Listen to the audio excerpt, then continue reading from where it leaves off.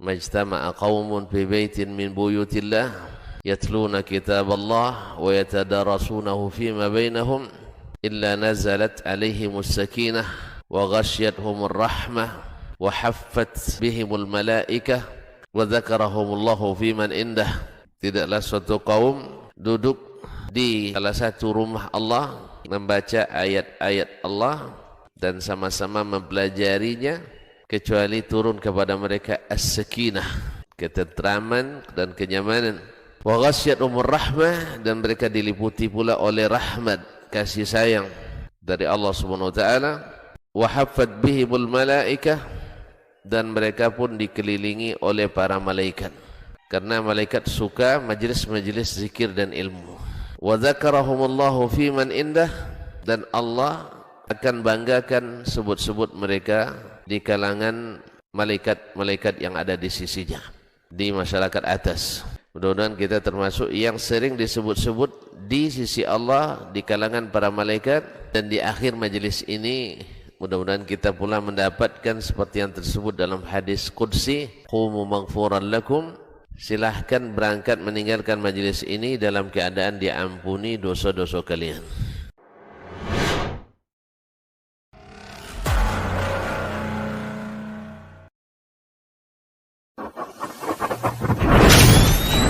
Robbani, merajut ilmu dan peradaban.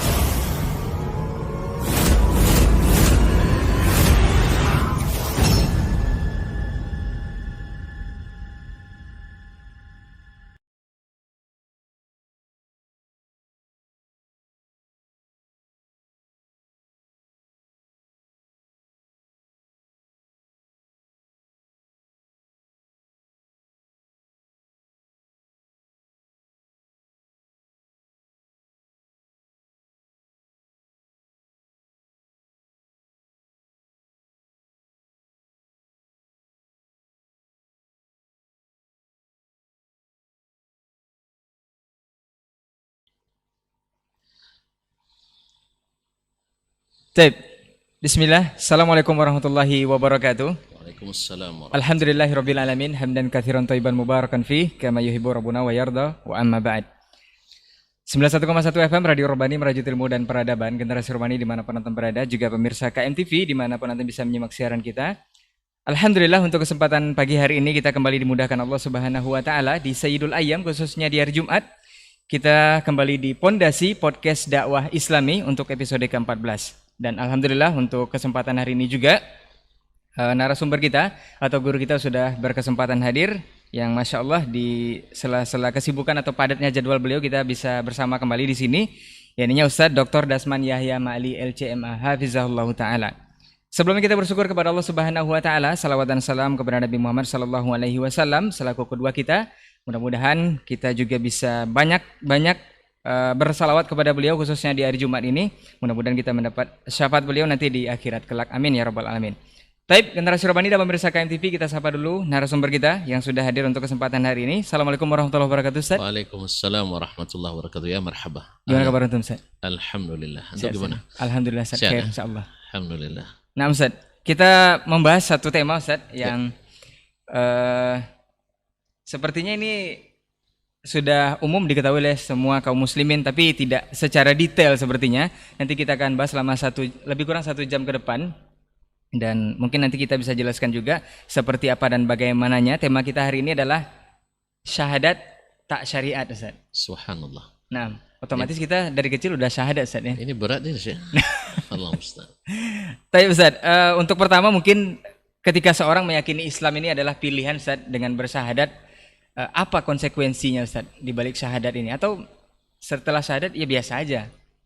Nah, Ustaz, fadhal. Baik, bismillah. Wassalatu wassalamu ala Rasulillah wa ala alihi wa sahbihi wa mawalah. Amma ba'du. Fa ussi nafsi wal mustami'in wal mustami'at bitaqwallahi haqqa taqwa wa muraqabatihi bis sirri wa najwa. Pertama tentu kita bersyukur pada Allah SWT atas nikmat Islam. kita dilahirkan dari ayah dan ibu muslim dan muslimah.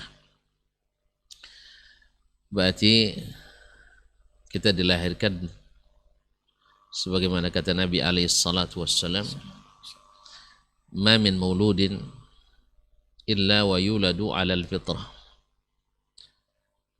fa abawahu yuhawwidanihi aw yunassiranihi aw yumajjisanihi. Setiap bayi yang lahir pasti dilahirkan di atas fitrah, yaitu di atas tauhid, di atas iman kepada Allah tabaraka wa taala, dan di atas Islam. Fa abawahu yuhawwidanihi aw yunassiranihi aw yumajjisanihi. Tetapi kedua orang tuanya lah yang menjadikan dia Yahudi, menjadikan dia Nasrani, atau menjadikan dia Majusi. Di sini tidak disebutkan au yuaslimanihi, atau mengislamkan dia. Sehingga dipahamilah oleh para ulama bahwasanya yang dimaksud dengan fitrah ini adalah al-Islam. Seperti firman Allah Subhanahu wa taala, fa'aqim wajhaka lid-dini hanifan fitratallahi allati fatara an-nasa 'alaiha dzalika ad-dinul qayyim. Adapkanlah wajahmu kepada Allah dengan memurnikan tauhid hanifah, yaitu hanif bersih dari syirik. Fitratallahi allati fatara an-nasa 'alaiha, itulah fitrah Allah yang telah menciptakan manusia di atas fitrah itu. Oleh itu mari kita bersyukur karena kita dilahirkan dalam keadaan muslim dan muslimah. Oleh itu para ulama sepakat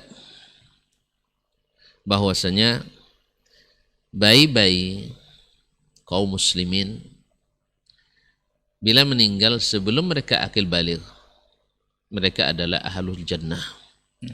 Mereka adalah penduduk surga. Adapun auladun musyrikin, orang-orang yang lahir dari ayah dan ibu musyrik dan musyrikah atau kafirah, mereka nanti di akhirat diuji dulu. Andainya dalam ilmu Allah bahwa mereka kalau hidup sampai dewasa ternyata ikut orang tuanya, berarti ahli neraka. Tapi dalam ilmu Allah yang qadim, andainya dia hidup sampai akil balik ternyata dapat hidayah masuk Islam, maka dia akan menjadi ahli jannah.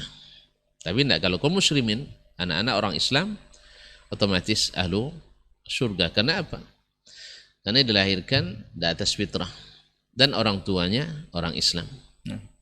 Oleh itu sekali lagi kita bersyukur pada Allah SWT karena kita dilahirkan dalam keadaan Islam.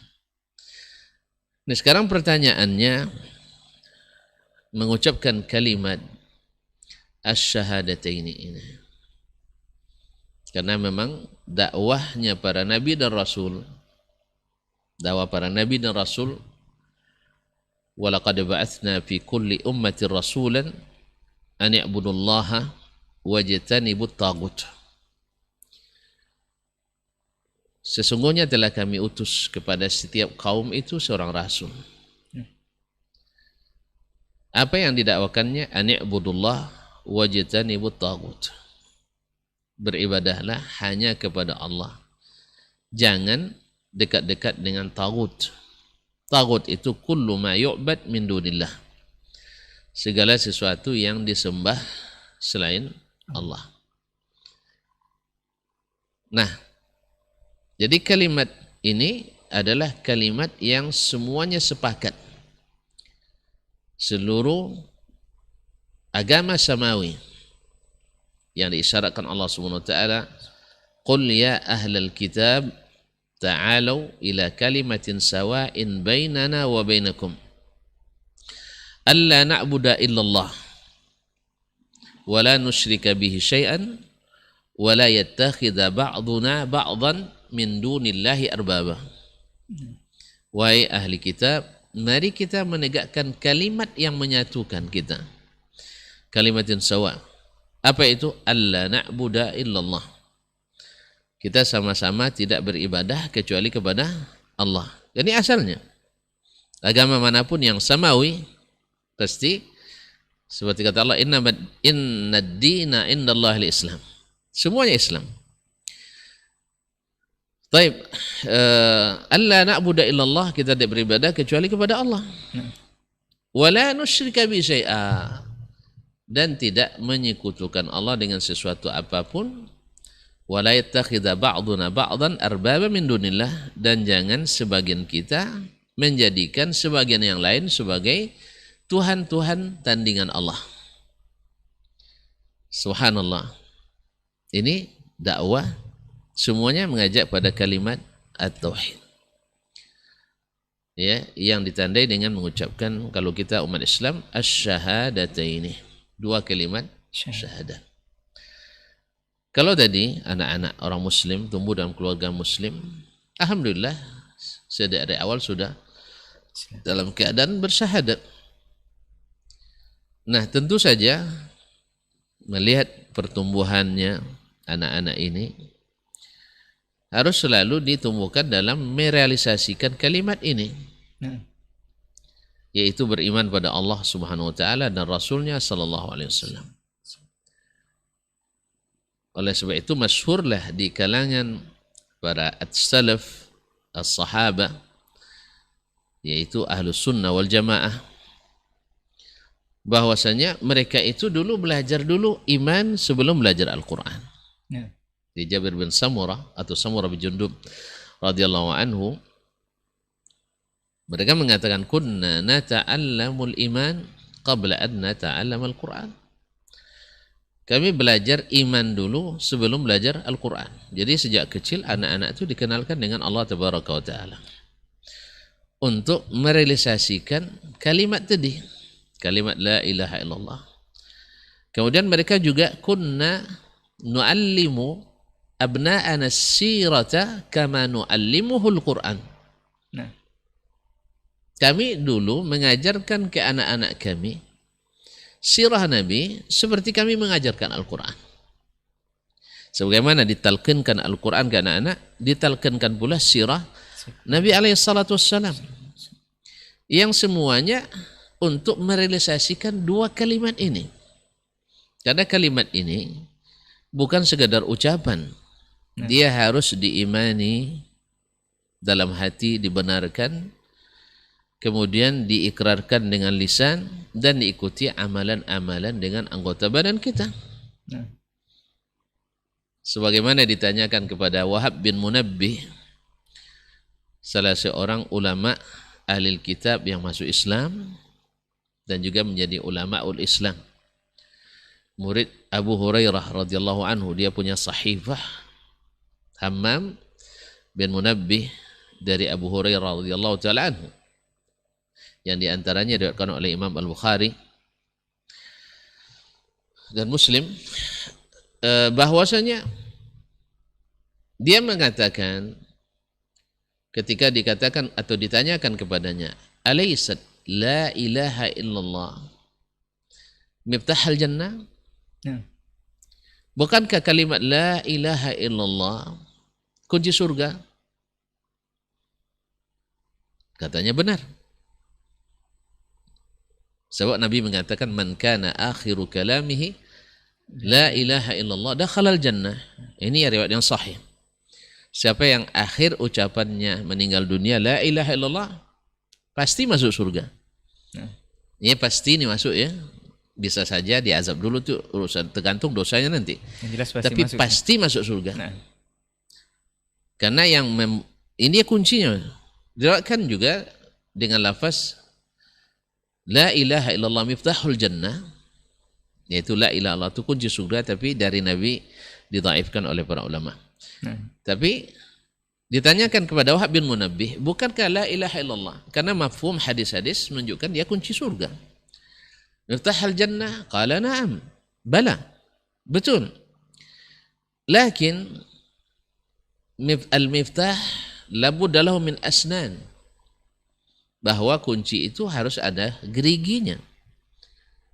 Bahkan kunci digital kan juga mewakili gerigi, ada passwordnya. Jadi, idza ataita bi miftahin lahu asnan yuftah lak. Dibukakan untukmu pintunya. Wa idza ataita bi miftahin laisa lahu asnan la yuftahu lak. Kalau kamu bawa kunci yang tidak ada geriginya, gigi-giginya, iya gigi namanya itu ya. Tidak dibukakan. Kunci bawa paku, tidak terbuka. Tapi kalau bawa kunci, bahkan kunci yang tidak sesuai geriginya pun tak terbuka. Misalnya kita kunci merek apa ya, yang saya tidak tahu lagi nama merek dulu, ya dulu masih di pondok hafal itu kan. Ada mereknya Tiger misalnya. Lalu kita ambil kunci yang merek misalnya AFD misalnya, tidak terbuka. Artinya juga gerigi ini harus produk asli. Tidak bisa dikawai-kawaikan. Nah, tidak bisa. Makanya ini yang disebut oleh para ulama, Miftahul Jannah itu adalah kunci yang harus ada geriginya, dan gerigi itu adalah syarat-syarat yang harus dilengkapi agar dia bisa menjadi pembuka surga. Nah, sebelum kita lanjutkan pembahasan tentang ini, kita tahu kaum muslimin dan muslimat dirahmati Allah, kenapa sulit betul bagi orang-orang musyrikin Makkah waktu itu mengucapkan asyhadu an la ilaha illallah wa asyhadu anna Muhammadar Rasulullah sallallahu alaihi wasallam. Padahal mereka orang Arab, lebih lancar daripada kita. Kita kadang-kadang nak menikahnya nak lancar mengucapkan syahadat ini. Ini mereka lancar mengucapkannya, tetapi tidak mau. Bahkan orang yang paling banyak jasanya dalam dakwah Islam yaitu Abu Talib. Ya, Abu Talib kita tidak bisa mengucapkan radhiyallahu anhu. Nah, orang yang mencintai Nabi lebih daripada mencintai anaknya sendiri. Dia menolong Nabi dalam berdakwah dengan cara menjadi benteng bagi Nabi dari gangguan orang-orang Quraisy. Bahkan ketika ditawarkan kepadanya oleh orang-orang Quraisy, kami berikan kamu anak yang seganteng bukan lebih dari Muhammad sallallahu alaihi wasallam, yang sehat dan muda, energik, lalu kamu serahkan Muhammad kepada kami sallallahu alaihi wasallam. Lalu kata Abu Talib, hebatnya kalian ya, katanya. Saya serahkan anak saya untuk kalian bunuh, lalu saya kerahkan anak kalian ke saya untuk saya pelihara, katanya. Tidak mau dia. Subhanallah. Padahal anak ini sudah menjadi beban baginya, bahkan beban masyarakat menurut ahli Makkah waktu itu. Tapi Abu Talib cintanya pada Nabi alaihissalatu wassalam, dan dalam hatinya mengakui kepada Nabi alaihissalatu wassalam. Tetapi dia berat mengucapkan itu. Bahkan menjelang meninggal sekalipun. Subhanallah. Menjelang meninggal sekalipun. Berarti ada konsekuensi yang berat yang tersimpan dalam kalimat ini. Ma'asyarul kiram dirahmati Allah, para pendengar, para pemirsa dimanapun berada. Ini Abu Talib yang Nabi sangat antusias. Ya, sangat berharap di detik-detik terakhir mudah-mudahan bisa menjadi pembela baginya supaya mengucapkan kalimat ini, la ilaha illallah. Kenapa? Meminjam istilah sebagian ustaz ketika dia pergi berkunjung ke negara Sakura, Jepang. Dari sisi akhlak, tata tertib dan tata kerama, orang-orang Jepang itu Masya Allah kalah sebagian besar kita umat Islam olehnya. Dari sisi sosialnya ya. Bahkan Ustaz itu bilang tinggal mengucapkan la ilaha illallah aja dan Muhammadur Rasulullah, mereka masuk surga lebih dulu ada kita, katanya. Ya, gimana mereka menghormati tamu, bagaimana mereka mendahulukan orang lain, menjaga tata tertib di jalan, di rumah, tetangga dan sebagainya, suka memberi. Ya, umat Islam Masya Allah ya, sesama bus kota juga saling mendahului. Allah musta'an. Cuma mereka tidak mengucapkan. Abu Talib pada saat itu, akhi, subhanallah. Terbayang oleh kita bagaimana Nabi SAW sedihnya ya ketika Abu Talib tidak mau mengucapkan itu. Karena ada konsekuensinya. Karena dia dengan mengucapkan kalimat itu otomatis keluar dari jahiliyah. Dalam bahasanya meninggalkan kearifan lokal waktu itu. Meninggalkan kebiasaan nenek moyang waktu itu. Yang bertentangan tentunya dengan kalimat itu. Adapun yang sesuai, enggak.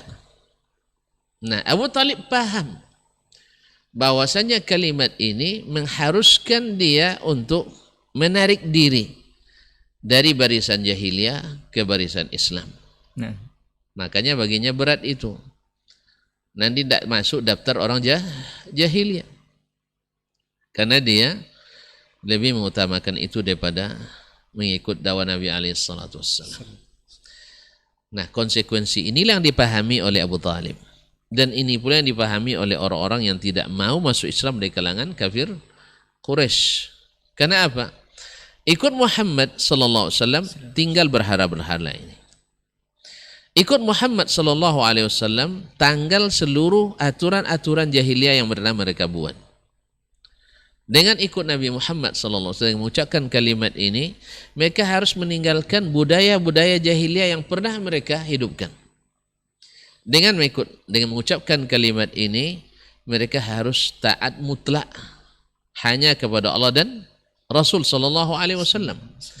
Tidak ada lagi tandingan-tandingan selain mereka atau selain Allah yang mereka jadikan sebagai perantara-perantara, wasilah-wasilah yang menurut mereka mendekatkan diri kepada Allah Tabaraka wa Ta'ala. Ini yang terjadi. Makanya mereka paham konsekuensi ini dan tidak siap melakukannya. Oleh sebab itu, jadi kalimat ini kenapa berat sekali? Karena memang timbangannya berat. Di surga di akhirat nanti mungkin antum dan para pemirsa serta para pendengar Radio Rabbani 101,1 sering mendengar hadis tentang bitaqah. Hadis al-bitaqah, yaitu kartu. Datang pada hari itu seseorang yang Masya Allah catatan amal dosanya, amal soleh bukan amal dosa bukan amal soleh. Yaitu 99 sijil catatan. Wa kullu sijillin minha maddul basar. Sepanjang jauh-jauh mata memandang. Subhanallah. 99 catatan. Lalu ditanyakan kepadanya, hal laka min khairin? Kamu punya enggak amalan baik? Ya, menengok catatan sepanjang itu, dosa semuanya, dia merasa apa yang bisa untuk menghapus dosa ini? La ya Rabb, saya tidak punya kebaikan apapun.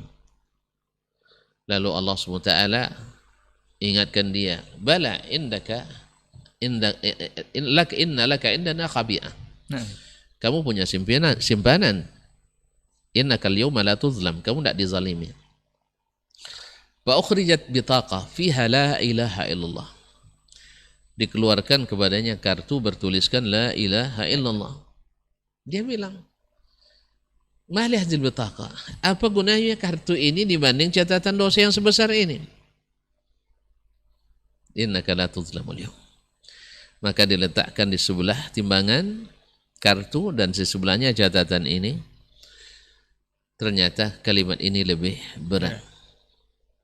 Lebih berat. Berarti bukan kalimat yang sekedar ucapan, bukan masalah ringan ini, kalimat berat. Ya, orang sehebat Abu Talib tidak bisa mengucapkannya. Orang sehebat Abu Talib tidak bisa mengucapkannya. Orang sehebat Abu Jahal tak mampu untuk mengakuinya. Karena memang konsekuensinya tadi. Ma'asyarul kiram dirahmati Allah SWT, mungkin akan kita jelaskan nanti. Nah, kalimat inilah akhirnya membuat dia selamat daripada segala dosa tadi.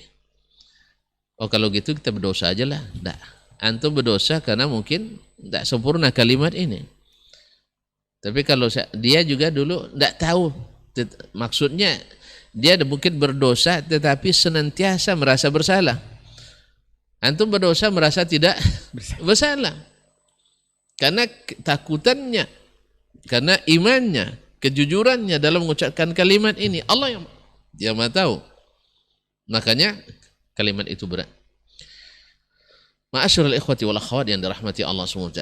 Nah, Ustaz. Nah, Kita dari penjelasan Ustaz tadi memang sebenarnya dari balik kalimat syahadat ini tersimpan konsekuensi yang sangat berat sebenarnya. Iya. Dari aturan-aturan yang sudah digambarkan oleh Rasulullah SAW. Nah, kita bawa ke kondisi sekarang, Ustaz. Sebagian besar kaum muslimin yang otomatis sudah Islam sejak kecil karena orang tuanya bersyahadat, tetapi kenapa enggan sekali dengan syariat yang sudah dibawa oleh Rasulullah SAW? Padahal itu konsekuensi dari syahadat tadi, Ustaz. Apa karena tidak paham konsekuensinya atau seperti apa, Ustaz? yes. Kita pastikan karena memang mereka pada umumnya tidak mempelajari makna serta rukun serta syarat-syarat kalimat ini. Nah, Bagi mereka mengucapkan itu sudah selesai. Bahwa tidak mengetahui bagaimana yang harus direalisasikan dari kalimat ini. Sehingga tidak sedikit seperti yang katakan tadi, mereka muslim tapi sangat membenci syariat Islam, memerangi syariat Islam, membenci orang-orang yang istiqamah dengan Islam. Padahal mereka membawa nama Islam. Contohnya ini ada di zaman Nabi SAW. Orang-orang yang bukan yang terlahir, tapi terpaksa dalam tanda petik, ya karena untuk melindungi diri. Seperti orang-orang munafikin. Nah, mereka itu sangat membenci Islam. Bahkan mencari peluang-peluang untuk menjatuhkan Nabi dan para sahabat. Sindirannya pedas-pedas. Tindakannya luar biasa. Ya, luar biasa menyakitkan. Sebutlah misalnya sindiran mereka yang disebutkan Al-Quranul Karim. Ketika selesai perang Tabuk, mereka di perjalanan mengatakan, awas nanti kalau udah sampai Madinah, orang-orang yang paling mulia akan mengeluarkan orang-orang yang paling hina. Ini sindiran mereka sampaikan kepada Nabi alaihissalam dan para pengikutnya. Kami orang asli, Nabi pendatang. Lalu Allah abadikan itu. Humul ladzina yaquluna la in raja'na ila al-madinati lukhrijanna al-a'azzu minha al-adhal. Jadi mereka ini pada umumnya belum masuk Islam ke dalam hati mereka. Karena memang tumbuh dan berkembang di keluarga muslim tetapi tidak menerapkan Islam. Gimana nak menerapkan Islam? Karena sama sekali tidak pernah belajar Islam. Ada juga belajar Islam tapi tak serius mempelajari Islam. Kalau tak serius pelajarinya apalagi menerapkannya. Jadi seperti wallahu alam, mungkin seperti orang-orang Arab dulu datang ke Nabi sallallahu alaihi wasallam, qalatil a'rabu amanna. Orang-orang Arab dulu datang ke Nabi, kami sudah beriman. Kata Allah yang jawab, qul lam tu'minu. Katakan kalian belum beriman. Walakin qulu aslamna. Kalian baru masuk Islam. Nah, walamma yadkhulul imanu fi qulubikum. Ternyata iman belum masuk ke dalam hati kalian. Nah, kalimat ini ma'asyiral ikhwan yang dirahmati Allah SWT harus dipelajari, harus dipahami.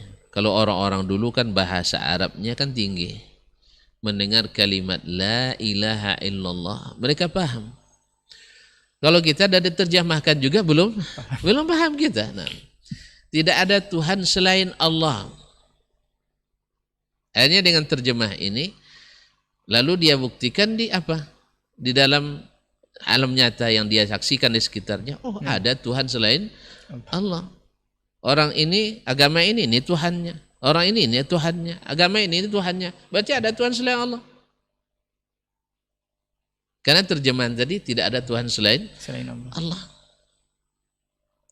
Padahal makna ilah dalam bahasa Arab minal aliha ya'lahu itu adalah maknanya adalah sesuatu yang yutma fihi wa yuhabbu wa yuwala, dicintai dan diberikan loyalitas, ya, yang dicintai dengan sepenuh hati.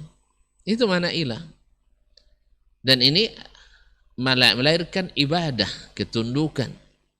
Sehingga para ulama menyebutkan makna la ilaha dengan makna la ma'budah. Tidak ada yang diibadati bihaqqin, dengan hak. Karena apa? Supaya keluar yang diibadati tanpa hak. Ya, makhluk-makhluk diberikan ibadah ada. Orang menyembah batu ada. Orang menyembah hantu ada. Kan ada agama setan kan ada. Orang yang menyembah orang ada. Orang menyembah sapi ada. Orang menyembah akal ada. Maka dikeluarkan dengan itu. Sembahan-sembahan itu laisa bihaq, bukan hak. Sesungguhnya mereka ibadati selain Allah itu adalah batil, sesuatu yang batil. Ma'asyarul kiram dirahmati Allah SWT.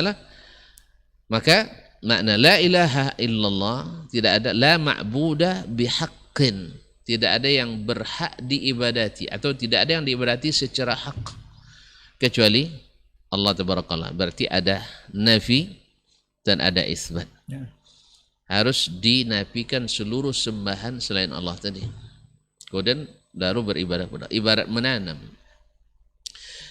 Ini tauhid ini, kaum muslimin dan muslimat, kita sering menanam di semak-semak. Semak-semak syubhat, semak-semak syahwat. Antum kalau nanam harus dihilangkan dulu rumput-rumputnya. Apalagi kayu-kayu besarnya. Orang buka lahan nanti harus ditebang, harus di-clearing, harus dibersihkan, harus staking namanya dan sebagainya. Semua urat-urat itu dihilangkan. Setelah itu baru ditanam. Sehingga nanti lahannya siap untuk menerima tumbuhan yang baik.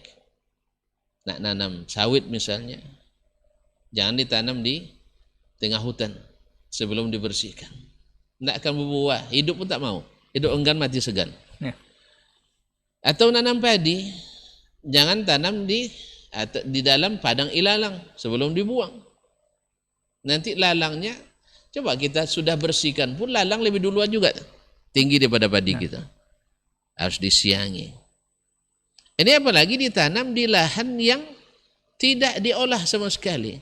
Tiba-tiba antum ambil, kalau bahasa kampungnya tugal, alu kan, buat lubang di tengah-tengah padang ilalang, tanam padi. Padi tidak akan tumbuh-tumbuh. Demikian juga tauhid itu. Jadi kalimat maka didahului dengan la nafiyah.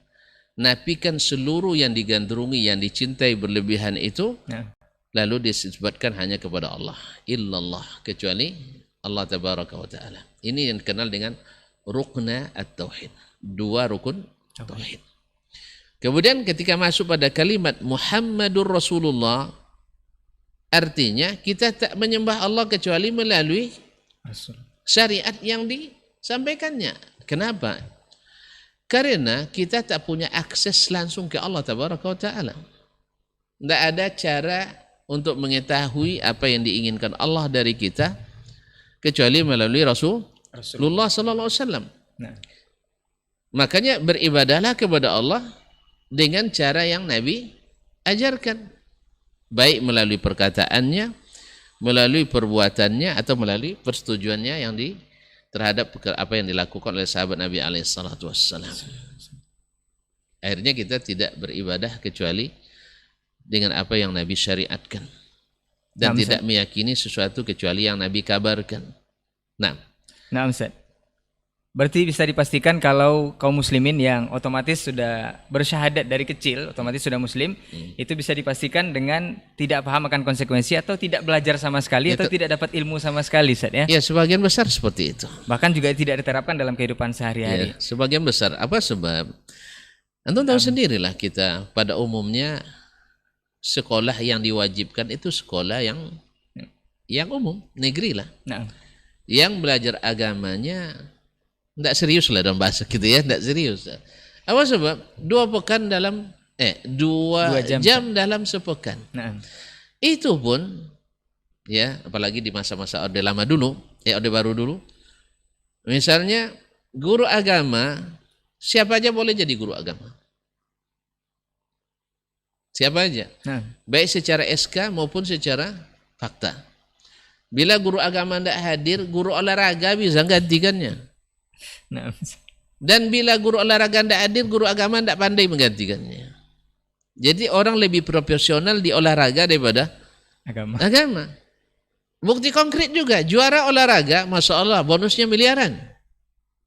Antang juara agama, bonusnya dipotong kadang. Dapat hadiah, dipotong. Saya masih ingat, mohon maaf ya. Ini cerita lama ini. Bukan di masa sekarang tidak tahu. Mungkin lebih kurang sama juga. Ya kami, Masya Allah mewakili daerah, juara 3 tahun berturut-turut.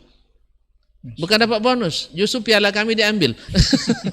Karena untuk 3 orang, kan orang kata cerdas sebab 3 orang tuh. Jadi pialanya cuma 1. Jadi pada kali berkelahi, letaklah kantor bupati gitu. Bonus ada. Subhanallah. Tapi orang untuk menyanyi, olahraga, Masya Allah bonusnya sampai 0,5 miliar, bahkan ada yang sampai lebih daripada itu. Ini tandanya agama tidak seriusi. Guru matematik bisa ngajar agama, guru IPA mengajar agama. Dan otomatis kita tidak mengenal makna dari kalimat itu. Ya, yang kita pelajari kan rukun Islam ada 5. Hafalkan itu. Rukun iman ada 6. Hafalkan itu. Pas belajar tauhid sifatnya hanya 20. Tidak boleh lebih. Yang hakikatnya kembali ke 7. Ya. Ma'asyiral kiram dirahmati Allah SWT. Kemudian lebih ditekankan kepada yang sifatnya akliyat daripada nakliyat. Yang sifatnya logika daripada yang sifatnya riwayat dari Nabi alaihi salatu wassalam. Nah, Ustaz, jadi menarik. kalau demikian kita lihat sendiri. Bahwasanya lemahnya pemahaman terhadap agama, lemah dalam pengamalan. Menarik dari perkataan Ustaz tadi, kalau memang sebenarnya umat Islam ini sebagian besar tidak paham dan tidak berilmu tentang agama atau konsekuensi dari syahadat itu. Nah, ada juga yang berujung merasa semua syariat agama samawi ini berujung sama, Ustaz. Bahkan mengatakan semua agama itu sama, Ustaz. Ujung-ujungnya surga juga. Ridho dari Allah Subhanahu wa taala juga ujung-ujungnya. Nah, pemikiran ini ada yang mengatakan berbahaya, ada yang mengatakan ini sebagai bentuk persatuan dan kesatuan di antara kita, Ustaz. Bahkan ada juga yang mengatakan syariat itu jangan menjadi beban. Bahkan tidak usah terlalu banyak melakukan hal-hal yang berbau syariat seperti sholat, misalnya kita ambil sholat duha jangan terlalu rajin karena nanti efeknya akan buruk kepada diri karena akan menjadikan itu menjadi wajib nantinya. Juga sholat tahajud jangan rajin-rajin karena nanti akan menjadikan hal yang sunat itu jadi wajib. Jadi yang biasa-biasa saja. Bahkan menganggap agama itu semuanya sama saja. Memberatkan. Ini seperti apa, Ustaz? Karena syariat yang terpaham itu seperti apa, Ustaz? Pertama, ini kan sebenarnya angan-angan. Atau lebih tepatnya ini ketakutan yang berlebihan. Ini lahir daripada yang tadi juga. Dia ingin bernama Islam, tapi tak mau menerapkan Islam. Dan mau mengatakan dia orang Muslim yang taat, tapi tidak mau taat. Menganggap syariat sebagai beban yang berat.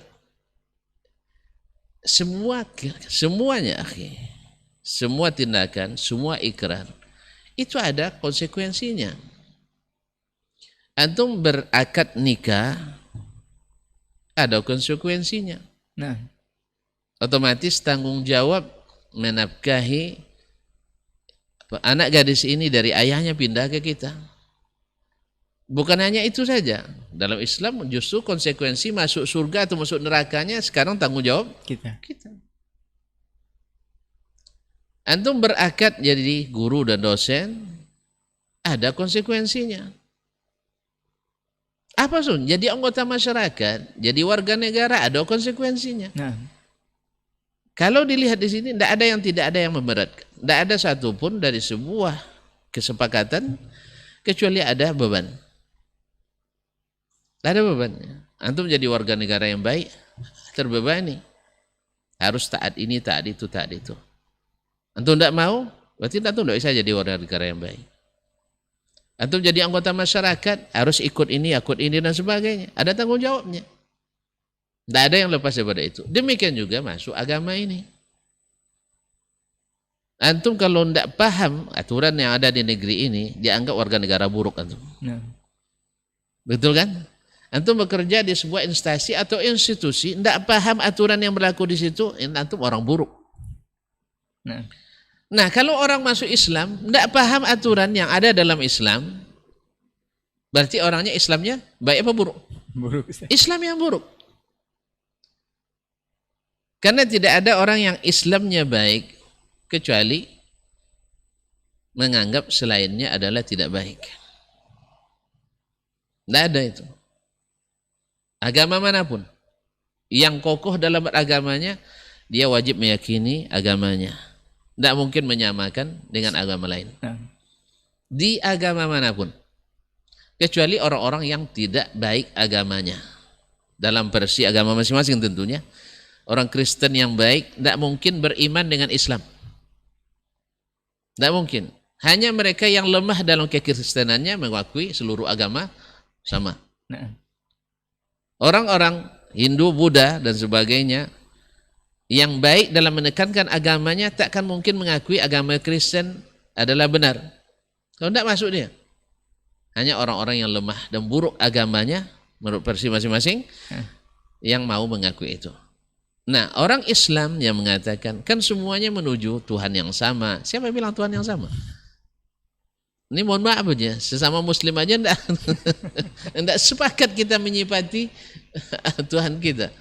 Sampai-sampai ada yang memfitnah kadang-kadang kan, memfitnah dengan ini dan itu, bahwa golongan ini menyebut Tuhan sebagai orang yang bertubuh sekian tinggi dan sebagainya. Ini penafsiran yang dia nisbatkan kepada orang Islam, padahal dia hanya menafsirkan sendiri perkataannya. Ini kaum muslimin dan muslimat. Tidak ada orang yang menerima ini kecuali orang yang buruk. Orang yang tidak paham agamanya. Buktinya, di zaman Nabi SAW, orang-orang yang terbaik dari umat ini, alhamdulillah, tidak pernah orang-orang sekelas Abu Bakar, ya ketika diminta sumbangan, ini nyumbang terus nih katanya. Tidak ada. Padahal berapa kali Abu Bakar menghabiskan harta bendanya untuk perjuangan ini. Tidak pernah mengeluh nyumbang terus. Tidak ada yang berat.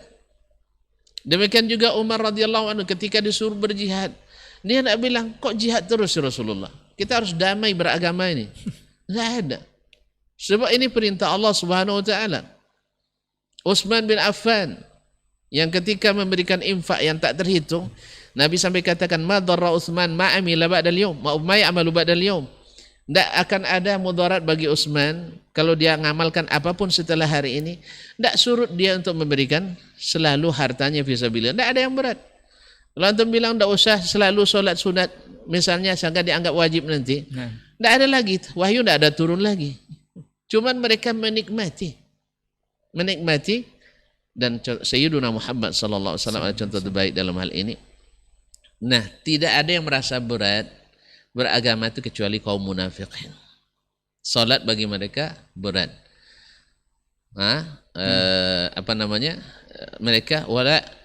Mereka tidak datang ke salat itu kecuali kusahlah, dalam keadaan malas. Mereka bersedekah pelit. Mereka menyuruh orang-orang yang kaum muslimin untuk bakhil. Nah, sebab apa? Mereka sendiri bakhil. Nah, humul ladzina yaquluna la tunfiqu ala man inda Rasulillah hatta yanfaddu. Mereka juga berkata, jangan berinfak kepada orang di sekitar Rasulullah sampai mereka nanti meninggalkan Nabi alaihi salatu wassalam. Mereka memfitnah para sahabat mendekat Nabi karena ingin dapat harta dan dana dari Nabi SAW. Hari ini banyak juga kaum munafikin menebar fitnah yang seperti ini. Ya, kalau berdakwah, kalau ada dana berdakwah, kalau tidak berdakwah. Nasallallahu alaihi. Ini cara-cara kaum munafikin dulu mendiskreditkan dakwah Rasulullah SAW. Intinya orang yang baik agamanya tidak akan pernah merasa berat menjalankan agama ini. Hanya orang-orang yang buruk agamanya lah yang berat menjalankan agama. Sebab apa tadi? Dia sebenarnya tidak siap menerima konsekuensi mengucapkan kalimat asyhadu an la ilaha illallah wa asyhadu anna muhammadar rasulullah.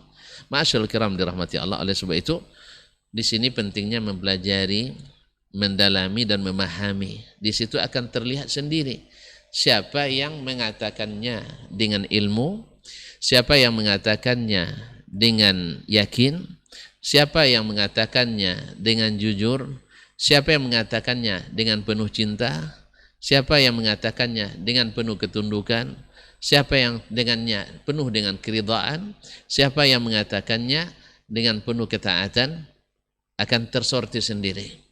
Sebab inilah syarat-syarat yang disebutkan oleh para ulama, syurutu la ilaha illallah, mesti dengan ilmu. Nah, Ustaz. Nah, tadi kita sudah tahu bahwa hal-hal yang demikian itu adalah sebab dengan tidak tahu dan menolak dari syariat ini. Berkaitan dengan tema kita, Ustaz, tidak bersyahadat tapi tidak melakukan syariat. Ada yang mendefinisikan atau ada yang menyebut itu ruwaibidah. Itu apa definisinya, Ustaz? Kemudian kenapa banyak orang saat ini bicara tentang syariat padahal kita tahu sebenarnya dia tidak paham syariat, Ustaz. Bahkan diberi forum di nasional atau di negara kita ini banyak yang seperti itu. Ini seperti apa, Ustaz? Memang ada dari Nabi alaihissalam ya di saat ar-ruwaibidah, yantiqur ruwaibidah, orang-orang yang tidak mengetahui agama, yatakallamuna fi umurin kibar anil Islam, pada masalah-masalah besar dalam Islam. Nah, yang seperti inilah, ini sebenarnya pertama tidak bisa ditolak. Sebab ini nubuat Nabi alaihissalam. Diriwayatkan oleh Nabi alaihissalam bahwa akan ada di akhir zaman, yaitu orang-orang yang pengkhianat dianggap orang jujur, orang jujur dianggap berkhianat, gitu kan? Orang-orang yang benar berkata dianggap dusta, yang pendusta dianggap orang yang benar. Itu juga akan terjadi. Nah, ketika kita sudah mengetahui itu, dan kita sudah mengetahui itu, dan tanda-tandanya ada pada kita, maka dengan sangat mudah kita mendeteksi siapa mereka yang sebenarnya bukan berilmu tetapi seperti orang yang berilmu. Orang yang berilmu akan mengetahui mana yang ilmunya, mana yang Islamnya, Islam wawasan, dan mana Islam yang berdasarkan ilmu dan keimanan. Bahkan orang-orang yang sudah mengaji saja, dia sudah bisa membedakan mana yang menjawab dengan hawa, yaitu dengan perasaan dan perkiraan, mana yang menjawab dengan ilmu, yaitu dengan dalil dan hujjah. Dan alhamdulillah sebenarnya dari sejak zaman Nabi berdakwah lagi, kita sudah lihat bahwa yang banyak memfitnah, yang banyak berdusta, yang banyak memprovokasi adalah mereka yang kehabisan dalil. Tidak ada hujah untuk menolak Nabi, mereka fitnah Nabi SAW. Nah, di zaman-zaman fitnah ini juga yang banyak memakai gaya-gaya seperti itu adalah mereka yang kehabisan hujah. Ya, tidak ada lagi jalan untuk menjatuhkannya kecuali dengan menghina, merendahkan, menuduh, memfitnah, mencaci, memaki, memprovokasi, mempersekusi, menggunakan kekuatan. Ini adalah gaya-gaya jahiliyah dulu yang ditransformasi menjadi gaya yang diikuti pada hari ini untuk menentang kebenaran. Padahal seharusnya kalau berilmu tidak diperlukan untuk yang seperti ini. Nah. Jadi banyak di antara orang yang tidak ahli dalam agama tetapi diberikan corong, diberikan mimbar sehingga berbicara sesuai dengan keinginannya. Oleh sebab itu, nah, bagaimana kita supaya jangan terpedaya, agar tidak terpedaya? Tentu saja dengan berilmu. Sebab orang ilmu itu tak bisa ditipu sekalipun oleh syaitan. Maka syaitan itu sangat murka pada orang berilmu. Makanya kalau ada majelis yang mengajarkan ilmu, syaitan suka mengganggu. Maka ini dorong-dorongnya kalau kawan-kawannya dari kalangan manusia untuk mengganggu.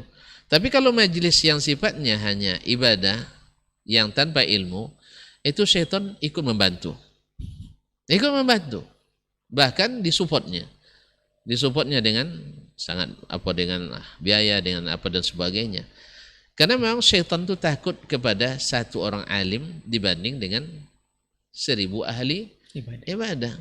Ahli ibadah tanpa ilmu sangat mudah disesatkan. Sangat mudah, tapi orang yang berilmu tidak. Itu tidak mudah. Ya, saya menganalogikan seperti begini. Antum punya ilmu tentang rukun Islam misalnya, 5.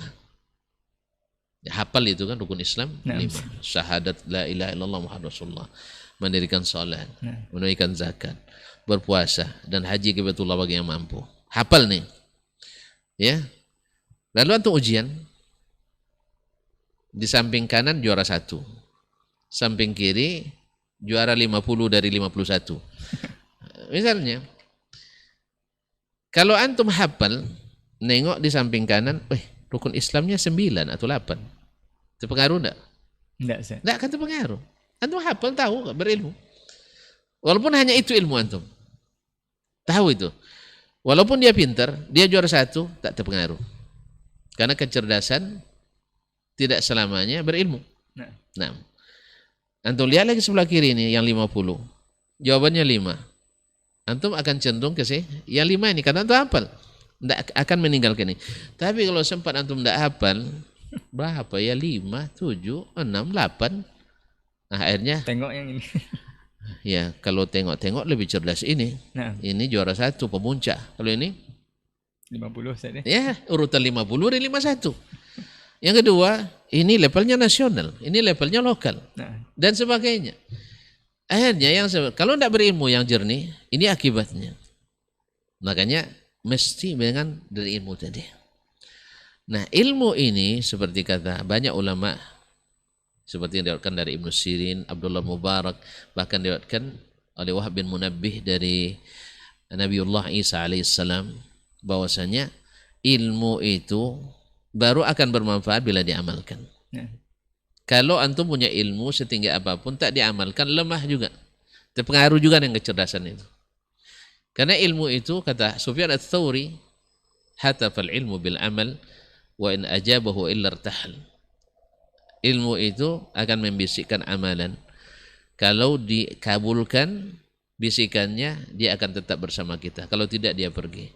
Jadi orang berilmu kadang-kadang bisa seperti tidak berilmu akibat tidak biasa mengamalkan ilmunya tadi. Oleh sebab itu, yang kedua mesti diamalkan ilmu tadi.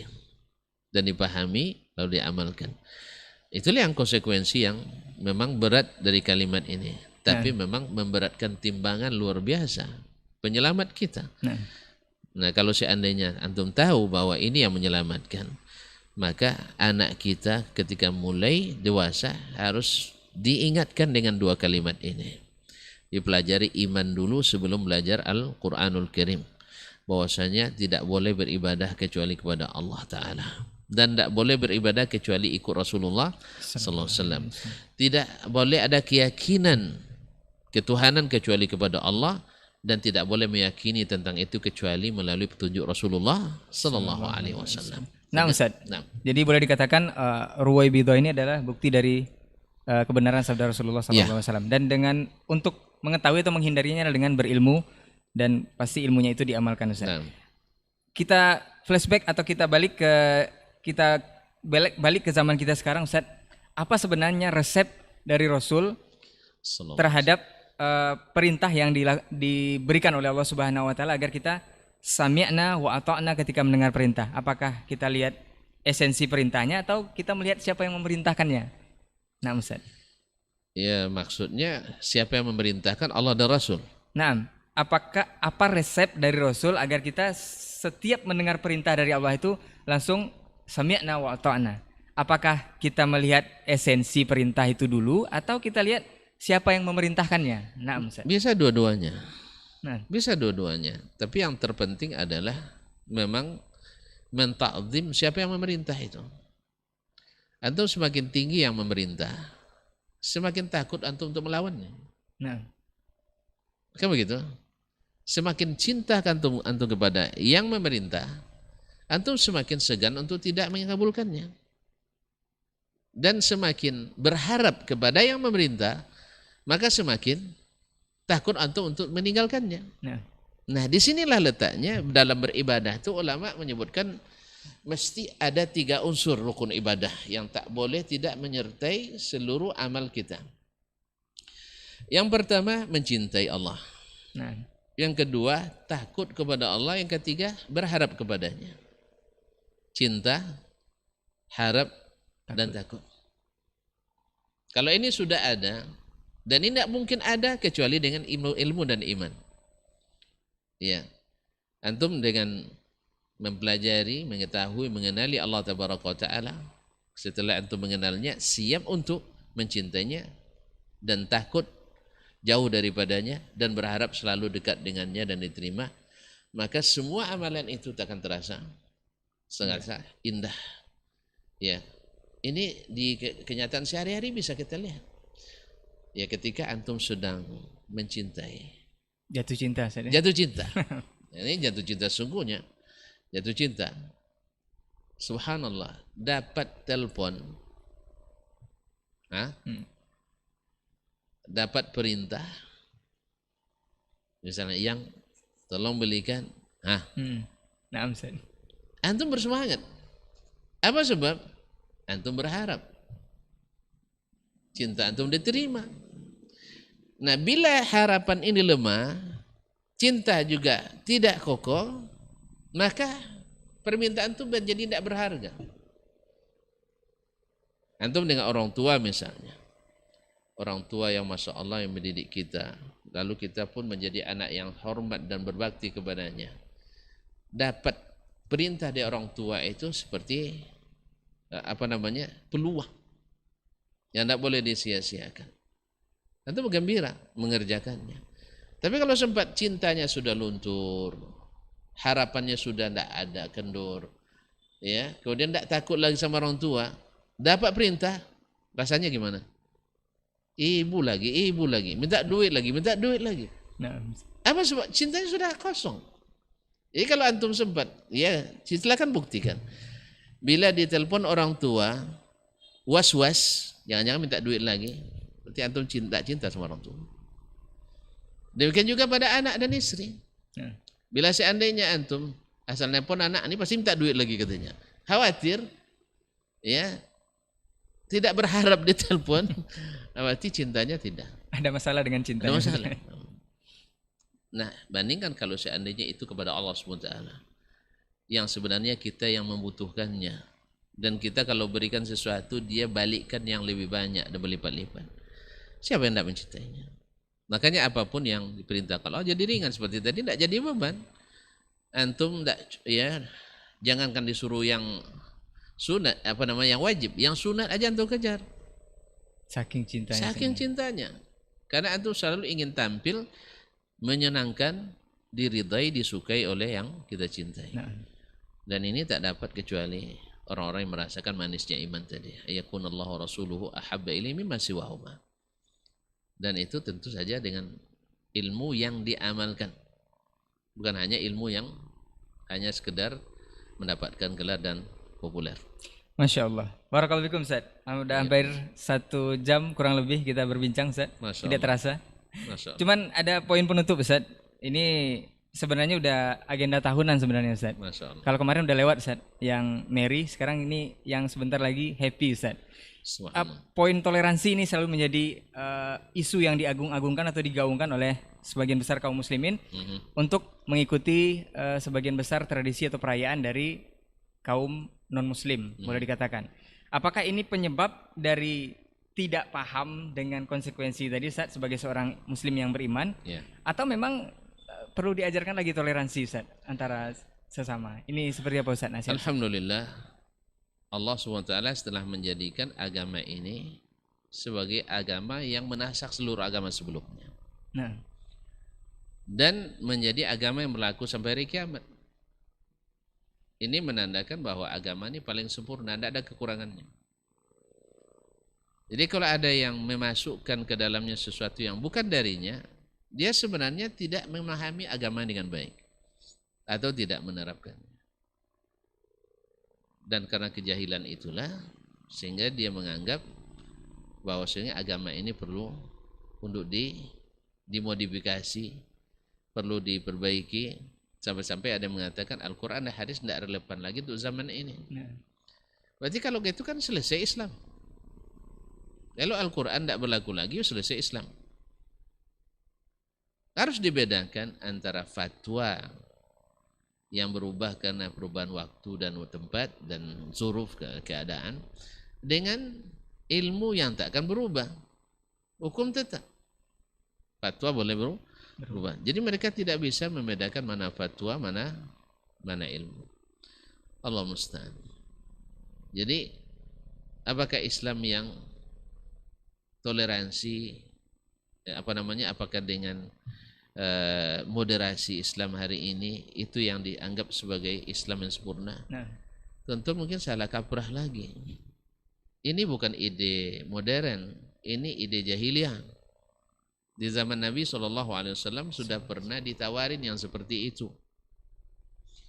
Ya, mari kita hidup bersama, jangan menjadikan agama sebagai pembatas dan sekat di antara kita.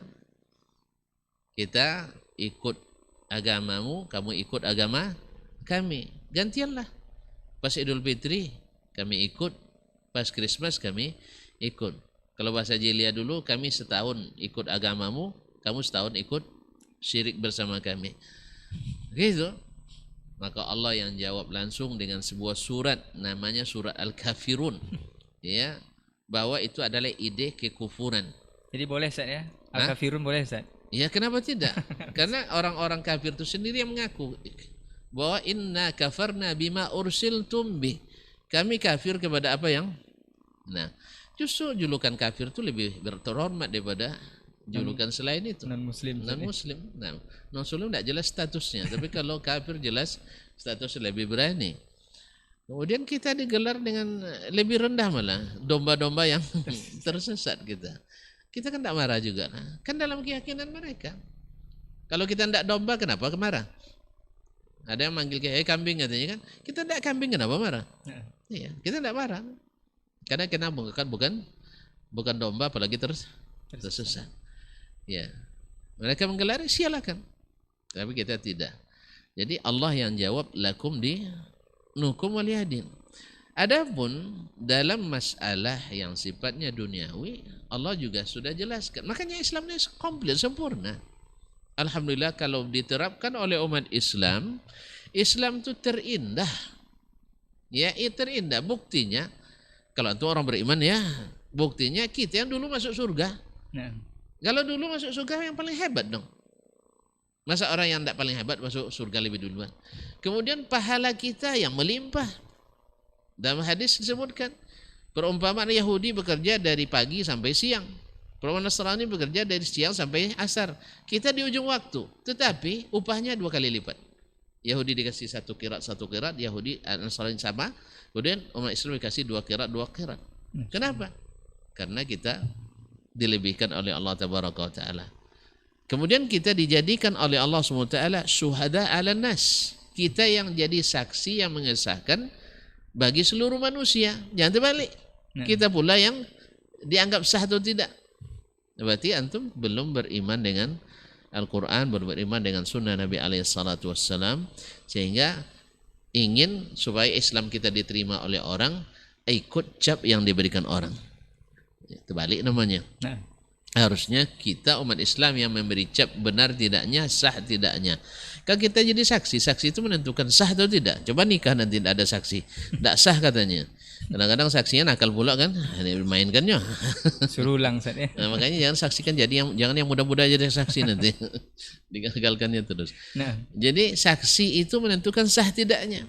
Litakunu syuhada 'alan nas. Setelah Allah sebutkan wa kadzalika ja'alnakum ummatan wasata. Kami jadikan kalian umat yang adil, umat yang sempurna, umat yang pertengahan. Litakunu syuhada 'alan nas, supaya kalian yang menjadi saksi bagi manusia. Setelah itu wa yakuna ar-rasulu 'alaikum syahida. Dan jangan lupa nanti Rasul menjadi saksi bagi kalian. Maka jangan menyimpang dari Rasul sallallahu alaihi wasallam karena dia akan jadi saksi. Sesuatu yang tak dia ajarkan lalu kita masukkan, antum nanti akan menjadi beban nanti di akhirat. Hati-hati. Maka ikutlah Nabi alaihi salatu wassalam. Nabi sudah tunjuk bagaimana dia bermuamalah dengan Yahudi, bagaimana dengan Nasrani dan seterusnya, bahkan dengan kaum musyrikin sekalipun. Nah, itu sudah sangat cukup. Alhamdulillahirabbil alamin. Nah, Ustaz, mungkin terakhir Ustaz untuk yang akan menjelang ini Ustaz, detik-detik pergantian tahun Masehi, bagaimana umat Islam menyikapi dengan seolah-olah membuat acara tanding atau sekedar meramaikan saja dengan zikir bersama atau berdoa awal dan akhir tahun, Subhanallah. atau sekedar berkumpul-kumpul bersama keluarga menjalin silaturahim. Ini nasihat Ustaz seperti apa? Atau memang dicuekkan saja malam ini seperti ini? Barakallahu fiik. Disinilah pentingnya seperti kata yang sering saya nukil dari Imam Ibnul Qayyim rahimahullah. Ambil ilmu dari sumbernya yang asli. Nah. Peringatan tahun-tahun baru ini itu sudah ada sejak zaman Nabi sallallahu alaihi wasallam. Mereka mengagungkan. Cuman mungkin umat waktu itu yang beriman ke Nabi kan tidak sejahil kita hari ini. Nah. Itu bedanya. Maka Nabi alaihissalatu wassalam tidak menjadikannya sebagai momen. Karena kita sudah punya hari besar. Lalu sebagian berijtihad. Ya karena umat kita dalam keadaan jahil, tidak berilmu tentang agama ini.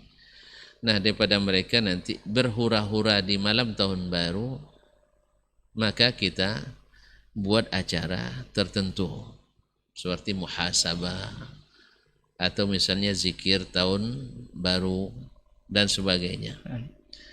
Ma'asyiral kiram dirahmati Allah SWT. Ya, sekarang pertanyaannya, apakah dengan amalan tersebut kita mengharapkan pahala? Kalau jawabannya iya, maka pahala itu harus jelas SK-nya.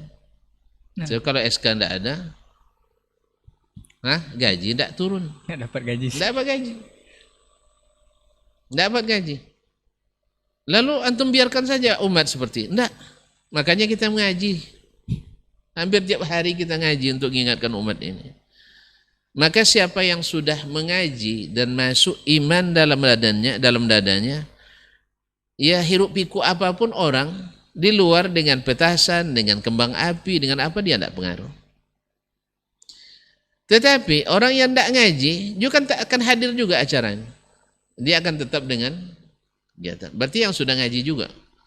Nah sekarang kalau demikian kita melakukan suatu amaliyah yang baru yang kita mengharapkan pahala dari Allah dengannya, dengan melakukan acara yang sifatnya ya untuk acara tandingan lah tadi.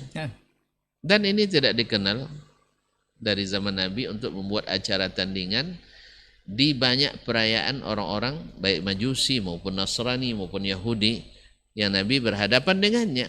Mereka merayakannya, tapi Nabi tidak membuatkan acara tandingan. Ya. Demikian juga di zaman sahabat para tabi'in yang mereka ini. Oleh sebab itu wallahu taala alam, saya menganjurkan lewati sajalah malam tahun baru ini dengan kegiatan kita. Lalu ada pula yang mengatakan, berarti meninggalkan berzikir di malam tahun baru tidak bid'ah itu. Siapa yang nyuruh antum meninggalkan zikir? Kita tidak ada mengatakan antum jangan sampai berzikir. Pokoknya malam tahun baru berhenti berzikir. Siapa bilang? Tidak ada. Jalankanlah zikir dalam segala keadaan. Tapi khusus tahun baru tidak ada zikirnya. Tidak ada muhasabahnya. Apalagi ini malam tahun baru ini adalah di masa kuno Romawi, ini adalah kelahiran dewa mereka. Kelahiran dewa mereka pada malam. Nah kita hidupkan pula dengan ibadah kita. Ini semuanya adalah menambah beban lagi bagi umat Islam. Ya, dari sekian banyak masalah tambah-tambah masalah baru. Ya, semoga kita tidak termasuk di antara yang bikin masalah baru. Enggak, kita enggak melarang berzikir. Tetap antum nak baca Quran, kalau pas malam Jumat misalnya, bacalah selawat banyak ke Nabi alaihi salatu wassalam, bacalah Al-Quran, ya surat Al-Kahfi misalnya, atau zikir-zikir yang sebelum tidur, atau zikir pagi dan petang, tanpa harus ada mengkhususkannya. Nah, orang nak pergi, cegah dia dengan ilmu. Orang nak mengadakan, nasihati mereka dengan ilmu, bukan dengan membuat acara tandingan-tandingan baru. Wallahu ta'ala alam. Taib, jazakallah khairan Ustaz. Barakallahu fikum untuk waktunya, untuk kesempatan hari ini, dan mudah-mudahan di perbincangan kita yang kurang lebih 1 jam ini bisa menebar manfaat untuk antum semuanya yang menyimak ataupun yang mendengarkan di 91,1 FM. Insya Allah kita menjadi muslim-muslim yang sudah bersyahadat dan taat kepada syariat ini. Kita akan bertemu kembali di pekan depan insya Allah dengan tema yang berbeda bersama guru kita insya Allah. Barakallahu fikum untuk antum semuanya. Jazakallahu khairan untuk perhatiannya. Afwan untuk semua salah kata yang kita bicara. Kita tutup dengan doa kafaratul majelis. Subhanakallahumma wa bihamdika asyhadu an la ilaha illa anta astaghfiruka wa atubu ilaik. Wassalamualaikum warahmatullahi wabarakatuh. Waalaikumsalam warahmatullahi wabarakatuh.